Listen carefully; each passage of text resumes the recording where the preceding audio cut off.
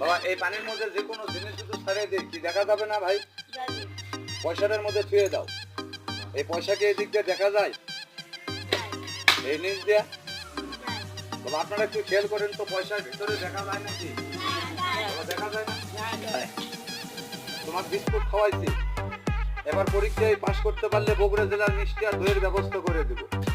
এটা ডান হাতে ধরে, এই হাতটা এইভাবে বাবা টান করো। বাবা তুমি বসো তো এখানে, বসে যাও। এই কাপড়ের ভিতরে কোন পকেট টকেট আছে নাকি বাবা? এই মুড়ো কোনো পকেট টকেট নাই। এই যে পাগল দেখাও তেলের মধ্যে কিছু খেলা, টাকাটা এখানে দিয়ে দেন তো। হাতটা একটু সোজা করো। এই পয়সাটা পানির মধ্যে যখন ছুতে বলবো ছুঁয়ে দিবে।